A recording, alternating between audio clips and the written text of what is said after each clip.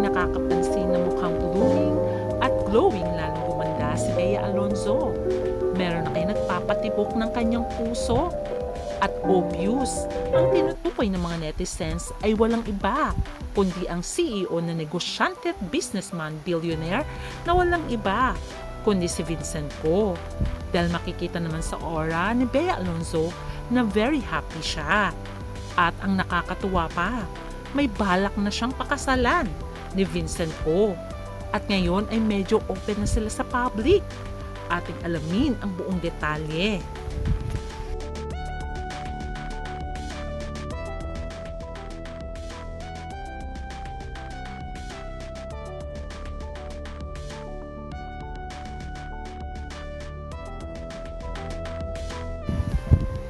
Matuturing si Bea Alonzo na A-lister, isa sa pinaka-the best actress sa kanyang henerasyon up to now.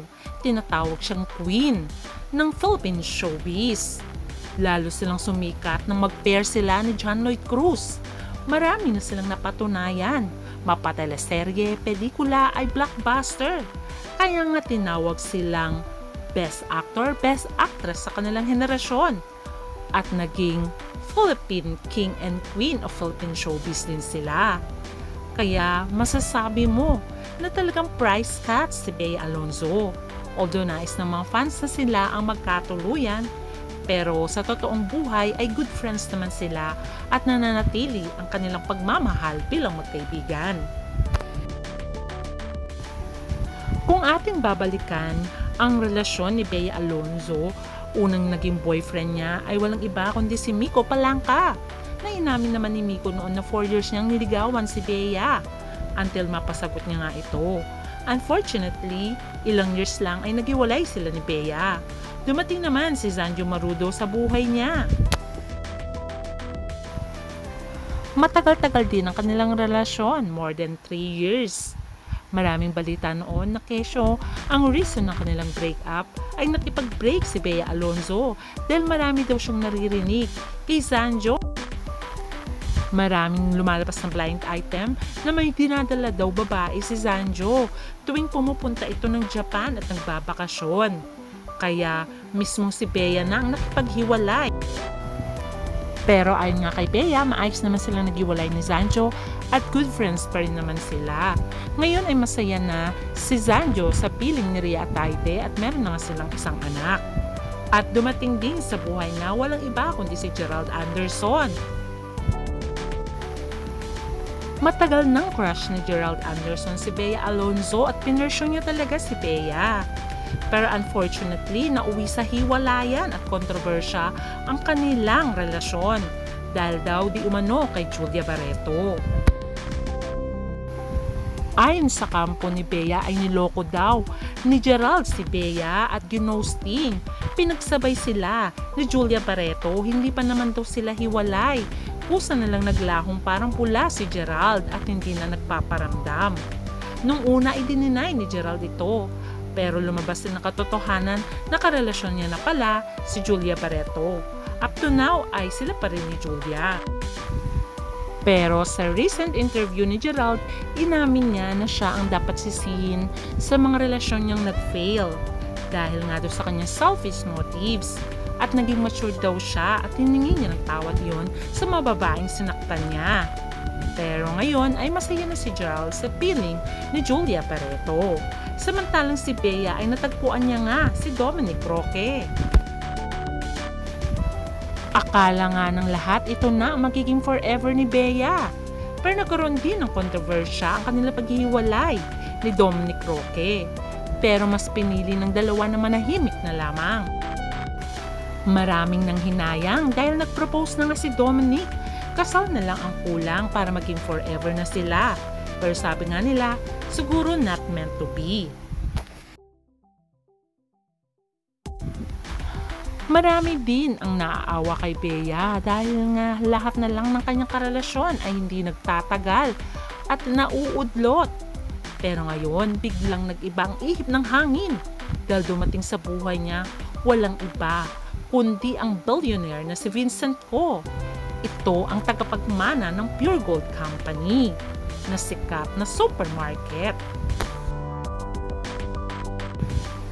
Ang nakakatuwa pa, ang nag-post mismo sa larawan kung saan nag-trending at pinag-usapan sa social media, walang iba kundi si Vincent Ko. Nakuha ito sa Spain kung saan ay nakatanaw sila sa dagat na magka-holding hands. At meron ding isang larawan na magkasama sila sa isang terrace kung saan ay nag-uusap silang dalawa. According sa netizens at close kay Vincent Ko, masaya si Vincent at siya mismo ang nag-post noon sa kanyang Instagram. Pero ang kanyang Instagram ay hindi open sa public, kundi very private ito. Ayon pa sa mga insider, ay approve naman si Bea Alonzo sa pamilya nila. Dahil ang mga magulang nga ni Vincent Ko ay nais na nga mag-asawa si Vincent dahil nasa 40 plus na ito. Kaya minamadili na nila si Vincent na mag-asawa na. Although sa mga inner circles ng dalawa ay alam nila na magkarelasyon na ang dalawa, pero wala namang inaamin si Vincent at si Bea. Pero halata naman na in love si Vincent Ko kay Bea. Kasi mismo kahit sa trabaho ni Bea, tulad na lang ng pagpunta sa Thailand, ay kasama rin ang binata. Dahil spotted ang dalawa na magkasama sa Bangkok International Airport, kung saan ay may gagawin daw proyekto at shooting itong si Bea Alonzo. At makikita nga sa eroplano, si Bea nakatabi si Vincent Ko at nakikitang may hawak na cellphone itong si Vincent Ko. At alam nyo ba na mahal ni Vincent Ko si Bea Alonzo? Dahil nga, nung magkasakit si Bea, ay talagang pinasundo niya pa si Bea. At makikita nga dito na nakasakay sa helicopter o chopper itong si Bea Alonzo. At hinatid nga ito sa kanilang farm dahil nais nga ni Bea na magpahinga. Kapiling ang kanyang mga magulang sa farm. Kaya naman talagang pinasundo ito ni Vincent Ko via chopper. O di ba naman, mapapasana all ka na lang. Kaya naman, kahit very busy, itong si Vincent Ko ay talagang nandyan siya to support Bea Alonzo. Alam niyo ba na recently lang ay spotted si Bea Alonzo sa Pure Gold, kung saan nga ay nagpo-promote ito para sa Pure Gold. Hindi lamang yun, nag-shooting din si Bea Alonzo to promote ang kanyang bag, ang kanyang negosyong The Bash, kung saan makikita si Bea na nasa grocery. At ang sabi nga ng netizens, nag-shooting nga ito sa grocery ng Pure Gold. Makikita dito na pinapromote ni Bea ang The Bass Grocer, kung saan ay magkakaroon nga ng warehouse sale. Kaya naman makikita na parang nasa grocery store ito. At dito nga siya nag-shooting sa Pure Gold. Spotted kumakailan lamang si Julia Montes, Coco Martin at Vincent Ko. Nakausap ni Coco si Vincent Ko dahil ipapasok nga nila ang Bida dishwashing sa Pure Gold. Matatandaan na nung birthday ni Julia ay spotted si Bea at si Vincent sa birthday party ni Julia Montes dahil nga pinag-usapan nila ang negosyo. Spotted na very sweet sa kanilang first public appearance si Bea Alonzo at Vincent Ko. At makikita naman na niyakap pa nga ni Vincent Ko si Bea Alonzo. Spotted sa larawan, walang iba kundi si Bea Alonzo, Vincent Ko, Chis Codero at ang kanyang asawang si Hard Evangelista na umattend sila sa birthday party ng kanilang handler na si Nina Ferrer ng Star Magic, na dating handler din ni Bea nung hindi pa siya lumipat sa GMA7. Dahil sa mga larawang ito, marami ang kinilig. Kahit daw hindi pa sabihin ni Bea at aminin ang katotohanan, ay obvious naman na into relationship na siya sa businessman at billionaire na si Vincent Ko. At imaginein mo si Vincent Ko a-attend sa showbiz gatherings. Bihira mangyari yon dahil isa itong negosyante.